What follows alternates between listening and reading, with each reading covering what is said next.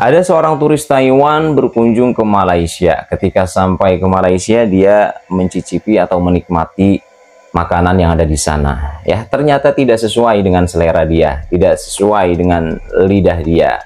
Ya, dia mengatakan tidak enak dan lain sebagainya. Sampai diposting di sosial medianya. Ya, itu yang pertama. Dan sebenarnya ini sudah saya bahas di video saya sebelumnya, tapi di video kali ini jauh lebih detail. Ya, dan berita yang kedua datang dari turis Malaysia.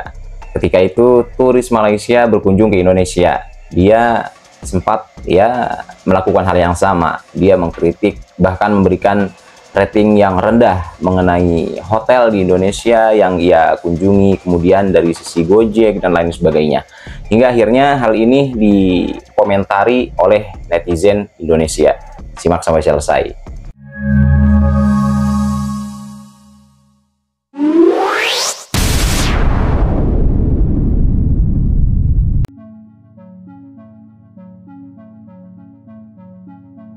Netizen Malaysia tak terima, pelang dari Taiwan hina kuliner Malaysia.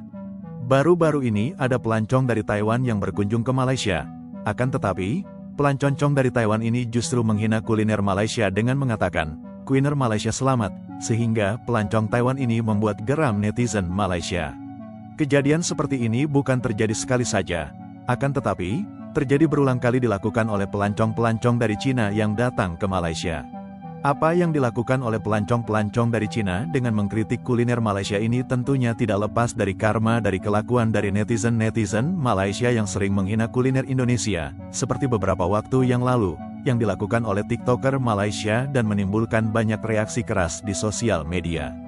Pelancong dari Taiwan kritik makanan orang Malaysia. Dia mendakwa makanan Malaysia tak selamat untuk dimakan. Apa yang tak selamat ni? Okey, jom kita baca. Jom kita tengok apa yang tak selamat ni, okey?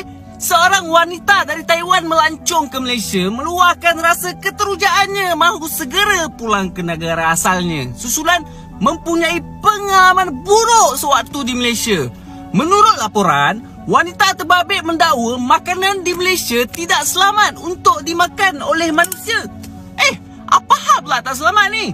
Dan dia mendakwa bahawa makanan di Malaysia terlalu banyak letak bahan perasa. Tapi ada betulnya juga kan? Dan pelancong itu mengatakan akhirnya saya boleh pulang ke Taiwan dan saya tidak akan kembali ke Malaysia. Okey, jangan datang lagi, okey? Dan saya tidak akan kembali ke Malaysia. Saya mahu makan sesuatu yang layak untuk manusia. Lebih ni. Kau ingat orang Malaysia ni makan makanan haiwan ke? Di dalam ruangan komen, dia menerangkan bahawa makanan Malaysia boleh jadi sesuatu yang menakutkan kerana segalanya adalah campuran, sekaligus gagal mengenal pasti rasa sebenar juadah yang dimakan. Betul juga kan apa yang dia cakap tu. Hari tu saya order nasi goreng Cina, tapi tak rasa Cina ni tu. Itu dia turut mengulas tentang rasa masin makanan Malaysia, termasuk bak kutih. Bak kutih? Engkau tak rasa lagi makanan tradisional orang Melayu, asam pedas ke apa ke?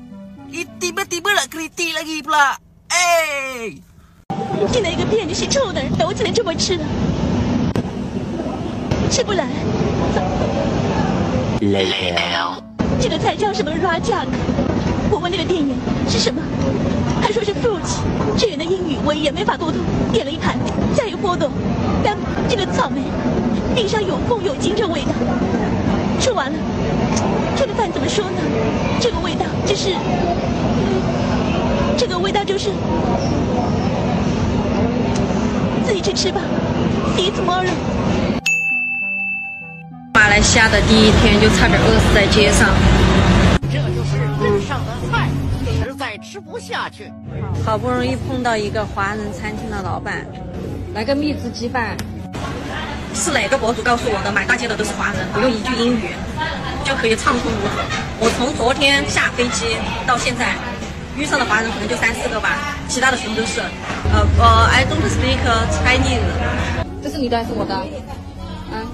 这是我的清汤挂水莲，我都吃不下去。它全是这种什么酱，我看起来都已经没有食欲了。本来想找一家餐馆吃个海鲜大餐的，语言又不通，又不会说。就是用的那个翻译器跟他们对话起来也还是很恼火。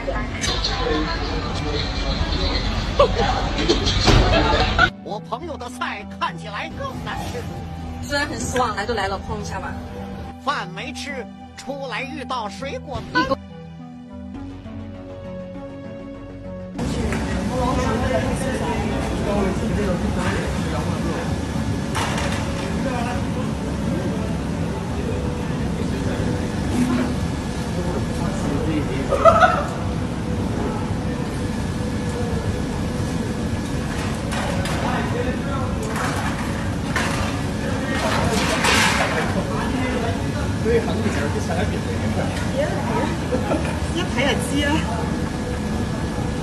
Inilah sosok Intan Nurliana, turis Malaysia yang beri rating 0 saat liburan ke Jakarta. Guys, turis Malaysia bernama Intan Nurliana belum lama ini viral usai mengaku menyesal setelah berkunjung ke Jakarta. Melalui unggahan media sosialnya, ia memberikan review buruk terkait kuliner, hotel, hingga kawasan di ibu kota Jakarta. Intan seolah tak habis pikir bagaimana orang-orang makan di tepi jalan. Ia juga menyebut semua restoran yang ia kunjungi tampak kotor. Terlihat beberapa makanan yang disantapnya yakni nasi goreng, ayam bakar, hingga sop. Setelah restoran, ia mengkritik hotel tempat tinggal selama di Jakarta. Ia menyebut terdapat tikus besar di sekitar hotel. Ia juga menilai bahwa Jakarta semrawut dan membuat turis tak nyaman. Namun dari sekian banyak kritikan itu, ia memuji sikap driver ojek online yang dinilainya ramah. Hingga akhirnya pemilik akun ini memberikan rating yang sangat rendah setelah berkunjung ke Jakarta. Ia memberikan nilai 0/10 untuk makanan, nilai 3/10 untuk tempat destinasi, dan 0/10 untuk tempat berbelanja. Sontak penilaian rendah dari turis Malaysia ini membuat netizen Indonesia murka dan geram. Kolom komentar pada postingannya tersebut lantas dibanjiri kritikan pedas. Netizen menilai jika turis itu tak punya budget banyak sehingga hanya mendatangi tempat-tempat yang dinilai rendah. Guys, bagaimana pendapat kalian? Gue greget banget, dari kemarin gue pengen bikin VT ini. Nah, jadi ada turis Malaysia ngebandingin Jakarta sama Kuala Lumpur dan dikasih rating sejelek itu. FYI, gue udah tinggal seumur hidup di Jakarta dan gue kuliah di Kuala Lumpur 3,5 tahun. Untuk mbaknya atau siapapun deh turis yang datang ke Jakarta dan pergi ke warteg dan ke Tamrin City, kalau mau bandingin jangan sama pusat kota kalian, itu salah. Kecuali kalian mau bandinginnya sama Pudu, Ceras, Bukit Jalil. Ada apa juga di sana? Kagak ada apa-apa. Kalau mau bandingin sama Twin Tower Petronas ataupun Pavilion KL, lu bandingin sama Bundaran HI atau daerah Monas itu. Lagi pula, Jakarta itu bukan kota tourism. Lu kalau mau pergi tuh ke Bali. Nah, terus lu bandingin sama apa? Langkawi. Jangan bandingin sama Kuala Lumpur karena udah beda banget. Kalau lu ke Jakarta emang pengen liburan aja atau staycation, ya gue saranin lu tinggal di Langham, ya daerah SCBD situ, atau enggak Park Hyatt tuh yang baru dibangun. Kalau bosan omakase di KL, lu bisa cobain omakase di Jakarta karena lebih bervarian dan lebih banyak lagi restorannya dibandingkan di KL, itu gue jamin. Coba juga ke Asta, ya District 8. Nah, di situ mall campuran kayak art gallery. Daerah situ banyak banget kafe-kafe lucu, tempat-tempat dan building-building yang estetik banget. Untuk yang halal atau berhijab saya tidak merekomendasikan ini, tapi untuk turis yang pengen cobain nightlife di Jakarta boleh cobain H Club, W Club, atau 80 Proof Ultra karena experience-nya bagus banget dibandingkan Zouk KL atau Trek KL. Untuk turis gue juga saranin ke Peak kalau pengen lihat senja sambil sepedahan atau mungkin nikmatin bir dingin atau kopi, ya bisa banget ke Peak karena banyak banget restoran dan kafe-kafe lucu. Atau kalau mau naik yacht juga bisa ke daerah Pluit deket Pantai Mutiara. Terakhir untuk turis gue saranin cobain pagi sore karena dia tempatnya gede, cabangnya banyak, nyaman banget, servisnya bagus, terus ya setidaknya itu bisa cobain makanan ciri khas Indonesia. Atau boleh cobain juga seafoodnya Jakarta karena banyak banget yang enak dan menurut gue varian rasanya, penyajiannya lebih bervariasi dan lebih maknyus dibandingkan yang gue makan di KL atau di Malaysia. Di tempat manapun di Malaysia gue cobain, menurut gue seasoning seafood di Indonesia jauh lebih banyak. Nah, kalian bisa cobain juga di Jakarta, nggak usah jauh-jauh ke Bali atau mungkin ke Raja Ampat deh ya. Untuk cobain semua experience itu nggak bisa cuma 10 ringgit kayak beli mixed rice 68 di Pudu atau lok-lok atau roti canai di Mamak. Kalau lo mau nikmatin traditional foodnya, kuliner atau hidden gem Jakarta cukuplah 1.000 ringgit 3 hari. Tapi kalau lo mau nikmatin Langham, Park Hyatt, lo cobain 80 Proof Ultra atau H Club, lo pengen ke Pluit naik yachts, terus lo pengen cobain Peak atau kafe-kafe makanan yang enak di Senopati, ya gue rasa lo harus siapin 3.000 ringgit, karena juga gue saranin kemana-mana kalau mau enak di Jakarta naiknya Grab, bukan MRT. Oke. Kalau kayak budgetnya Mbak tadi di Jakarta, ke Kuala Lumpur juga sama aja. Saya juga makan mixed rice, lihat biawak lewat, kayak gitu loh, ngerti gak sih? Janganlah sampai lu bikin konten jadi bikin misu-misu begini antara orang Indonesia sama orang Malaysia. Kita juga senang ke Kuala Lumpur. Kita lihat begitu-begituan, ada ular pinggir jalan di situ, Bukit Jalil saya jalan juga, tak ada masalah, gak ada yang protes, oh Malaysia jelek, tak ada, ya. Jadi jangan sampai kontenmu itu jadi bikin ricuh. Jadi cobalah pikir lagi, dan lain kali kalau bikin konten harus tahu juga konsekuensinya.